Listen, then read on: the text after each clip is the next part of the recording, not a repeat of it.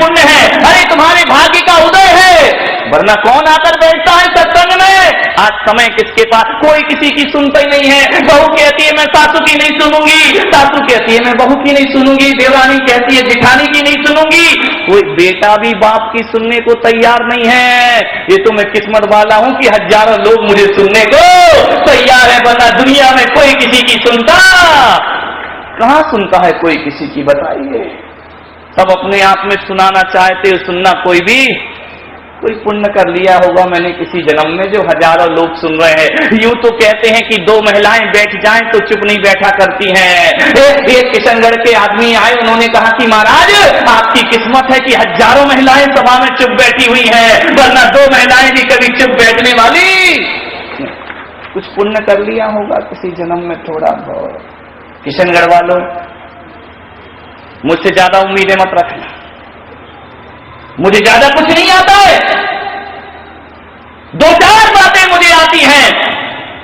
और हकीकत में देखा जाए कि दो चार बातें ही करने जैसी होती हैं, बाकी तो सब बातों की बारात हुआ करती। इस बारात से कुछ नहीं होता। यदि बात करने को बैठोगे तो इतनी बातें आती हैं, मुझे इतनी बातें आती हैं कि ज्यों केले के पात में पात पात में पात, और त्यों ज्ञानी की बात में और बात बात में बात हो जाया करती है। लेकिन मैं ज्यादा बातें नहीं करूंगा, वही चार छह बातें जो हर शहर में करता हूं वही तुमसे करूंगा, क्योंकि करने जैसी चार छह बातें ही हुआ करती हैं। और इन चार छह बातों को आदमी ने अपना लिया तो जिंदगी को बदलने में फिर ज्यादा देर नहीं लगा कर। चार बातें याद रखिए जो तुम्हारे जीवन में बहुत काम आएंगी। लोग कहते हैं हमसे कि दिमाग बेहतर होता तो हम भी बेहतर इंसान बन जाते, लेकिन मैं पुलक सागर कहता हूं कि कोई जरूरी नहीं है कि दिमाग बेहतर हो तो बेहतर इंसान बन जाओ। लादेन का दिमाग तो बेहतर था लेकिन बेहतर इंसान नहीं बन पाया, ध्यान रखिए। रावण का दिमाग तो बेहतर था लेकिन बेहतर इंसान नहीं बन पाया। कंस का दिमाग तो बेहतर था लेकिन कंस बेहतर इंसान नहीं बन पाए। मैं तो आपसे इतना ही कहता हूं कि बेहतर दिमाग से कोई भी बेहतर इंसान नहीं बनता है। आज एक बात को स्वीकार कर लेना, मेरे पास दिमाग बेहतर बिल्कुल नहीं है, ध्यान रखना। बेहतर इंसान, बेहतर दिमाग से कोई भी इंसान बेहतर नहीं बनता है।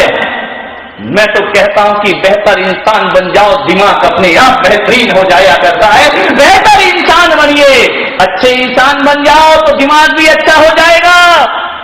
गलत इंसान रहोगे और दिमाग कितना भी अच्छा रहे कोई परिवर्तन आने वाला नहीं है। इंसान अच्छे बनो। आदमी आदमी से लड़ रहा है और उन चीजों के लिए लड़ा है जिसका कोई महत्व नहीं हुआ करता है। हम इंसान हैं, प्रेम से जीना। आज का पहला सूत्र, प्रेम जीवन का महामंत्र है। ध्यान, बहुत से मंत्र है दुनिया में, नमोकार महामंत्र है, गायत्री महामंत्र है, हजारों तरह के महामंत्र होंगे, लेकिन ध्यान रखिए उन महामंत्रों में भी कोई सबसे बड़ा मंत्र है तो प्रेम जीवन का महामंत्र हुआ करता है। प्रेम के अभाव में नमोकार जपोगे तो भी कुछ होने वाला नहीं है। प्रेम के अभाव में गायत्री मंत्र का भी जाप करे वैष्णव परंपरा तो भी कुछ होने वाला नहीं है। प्रेम जीवन का महामंत्र है। प्रेम रखो अपने घर में, जागर प्रेम न संचरे सागर जान बसा। भीतर की प्रीति होना चाहिए, ध्यान रखें। और प्रेम जगाने के लिए एक बात स्मरण में रखना, यदि तुम्हारे संबोधन अच्छे होंगे तो संबंध भी अच्छे होंगे, और संबोधन खराब होंगे तो संबंध भी खराब हो जाया करते। अपने संबोधन अच्छे रखिए, अपनी भाषा अच्छी रखिए। इसलिए साधु को कहा भाषा समिति, भाषा पे कंट्रोल होना, भाषा को सीमित रखना, भाषा हितमित और प्रिय होना चाहिए। भाषा समिति का उपदेश किया गया है। ध्यान रखिए, एक बात याद रखना, कितना भी आप सामायिक कर लो, कितना भी आप प्रतिक्रमण कर लो, और कितना भी भगवान का ध्यान कर लो, और कितने भी घंटों घंटों भगवान की पूजा कर लो, यदि तुम्हारी भाषा में गाली गलौच मौजूद है तो वह सामायिक सिवा अधर्म के और कुछ नहीं हुआ करती है, वह प्रतिक्रमण सिवा अधर्म के और कुछ नहीं हुआ करता है। भाषा को अच्छा बनाइए, भाषा ही जोड़ती है और भाषा ही दिलों को तोड़। कौन कहता है कि युधिष्ठिर या दुर्योधन के कारण महाभारत हुई थी? नहीं, महाभारत के इतिहास को उठा करके देखो। और जब मैंने महाभारत जैसा ग्रंथ पढ़ा, पांडव पुराण पढ़ा, जब मैंने वैष्णवों का महाभारत पढ़ा, उसमें यही निष्कर्ष निकाला पढ़ने के बाद, ध्यान रखना कि ना तो दुर्योधन के कारण महाभारत हुई, न दुशासन के कारण महाभारत हुई। इस धरती पर यदि महाभारत का काला इतिहास लिखा जाता है, न पांडवों के कारण न धृतराष्ट्र के कारण। इस देश में यदि महाभारत होती है तो पांडव कौरव और दुशासन के कारण नहीं, देश में महाभारत होती है तो गलत भाषा के कारण महाभारत हुआ करती है। वाणी में यदि सच मिठास नहीं है, वाणी में यदि आपके रस नहीं टपकता है तो महाभारत हो। दो चीज देश में प्रसिद्ध है, एक रामायण और एक महाभारत। ध्यान रखना, महाभारत देश का आदर्श नहीं है, महाभारत हमारी सभ्यता नहीं है। महाभारत कोई देश को गरिमा नहीं दिलाया करता है। देश को यदि कोई गरिमा दिलाता है तो रामायण जैसा ग्रंथ देश को गरिमा दिलाया करता है। ध्यान रखना, रामायण का जीवन जीने के लिए रामायण पढ़ना जरूरी है, लेकिन महाभारत पढ़े बिना भी घर घर में क्या चल रहा है?